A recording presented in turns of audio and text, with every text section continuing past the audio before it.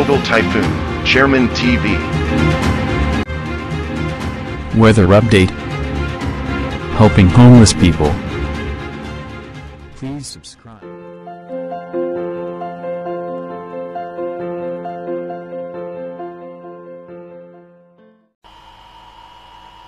Magandang hapon po, no? Ito po yung latest update natin para nga po dito sa minomonitor nating low pressure area na nakapasok na nga po yan ng Philippine Area of Responsibility. At ayon nga po sa ating advanced weather forecast ng European Center, mas bumaba pa nga yung tsansa nito na maging isang bagyo dahil nga po patuloy na lumalakas yung northeast monsoon o yung amihan na sumisira nga po sa sirkulasyon ng isang bagyo. At pero hindi pa rin po natin i-rule out yung posibilidad na mag-re-intensify siya into tropical depression, pero panandalian lamang at magda-downgrade po agad yan ng low pressure area. Yung extension naman po ng kalupaan, yung kanyang extension ng ulap ay nakaka-apekto po yan sa may Mindanao. Kaya iba yung pag-iingat sa ating mga kababayan dahil makakaranas po tayo dyan ng mga mahina at katamtamang biglaang pagbuhos ng pag-ulan.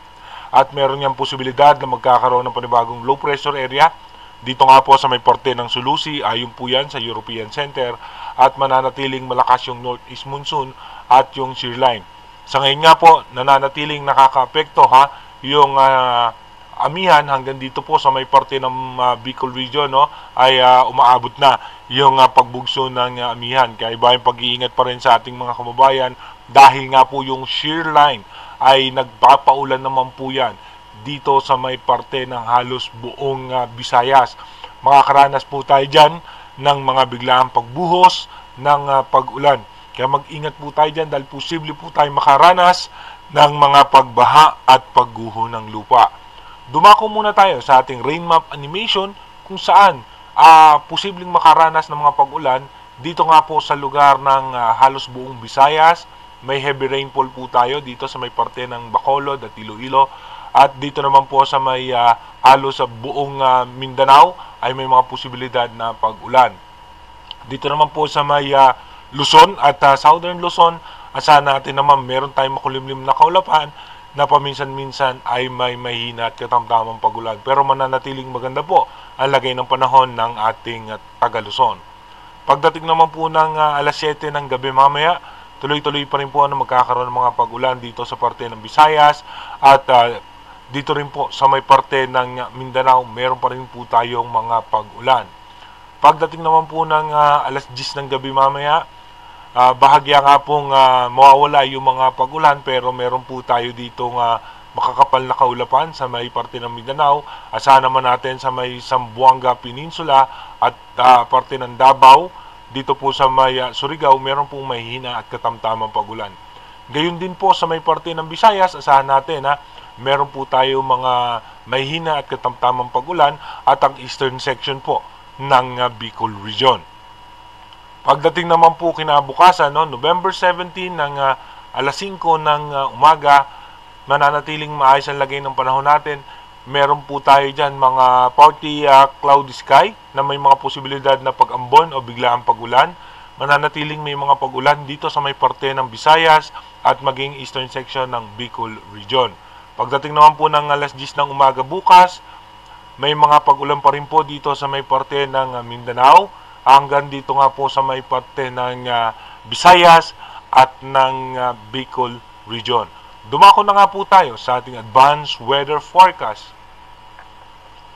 Dito nga po ayon sa ating advanced weather forecast, kung mapapansin nyo nga po dito po ay dahan-dahan, mabagal yung pagkilos yung low pressure area dahil nga po sa pagbugso ng amihan.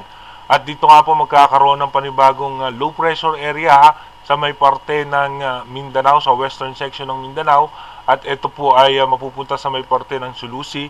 At yung pinaka low pressure area natin na nanggaling sa labas ng power line, ito naman po ay magdudulot ng pag-ulan sa may Visayas hanggang sa may parte ng Bicol region dahil po yan dito sa shear line at sa kaulapan nitong low pressure area. Mapapansin nyo naman po, pagdating naman po ng November 19, by November 19, buong Bicol region, Visayas at Mindanao hanggang Palawan ay makakaranas po ng pag-ulan. Kaya ibahin pag-iingat sa ating mga kababayan dahil po yan sa low pressure area. Pagdating naman po ng November 20, dito po yung low pressure area ay nasa eastern section po yan ng Dinagat Island. At habang may panibagong sama ng panahon na nasa labas ng Philippine Area of Responsibility, at ito po'y posibleng malusaw din dahil nga po nasa loob po yan ng shear line at tinatamaan po yan ng amihan. Pagdating naman po ng November 21, yung low pressure area natin nasa eastern section na po yan ng Visayas, at ito nga pong isang low pressure area ay andito po sa may Zamboanga Peninsula. Pagdating naman po ng November 22 dito po mapapansin na natin bahagyang magkakaroon na ng sirkulasyon itong low pressure area at magkakaroon na ng makakapal na kaulapan na posibleng magdulot po yan ng pag-ulan dito sa Palawan, sa may Mindanao, Visayas, Bicol region, kasama pa po dyan yung isang low pressure area na posibleng malusaw na dyan pagtama nga dito sa may kalupaan ng Visayas. Pagdating naman po ng November 23, lalabas ng landmass ng Palawan yung low pressure area pero magdudulot pa rin po ng pag-ulan sa ating bansa itong shear line, no? Mapapansin nyo nga po yung shear line hanggang dito po yan sa may parte ng Metro Manila, Central Luzon at buong Visayas, Bicol region, Mindanao ay makakaranas ng pag-ulan habang meron tayong bagyo na nasa labas ng Philippine Area of Responsibility pero ito naman po ay papuntang Japan. Sa may karagatan po ng Japan ang tungo niya. At pagdating naman po ng November 24, yung low pressure area na nanggaling sa may Sulusi ay magiging isang bagyo. Pero ito po ay nasa labas na ng Philippine Area of Responsibility. At mananatiling yung shear line po ay magpapaulan.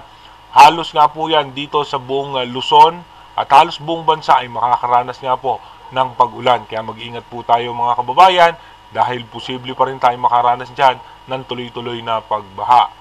Pagdating naman ng November 25, may mga malalakas na pag-ulan dito nga po sa parte ng Luzon dahil nga po yung pag-angat ng shear line na apektado po yan. Hanggang dito po ang shear line sa may parte ng Visayas. Again, inuulit po natin yung ating advanced weather forecast is possible scenario pa lamang po yan.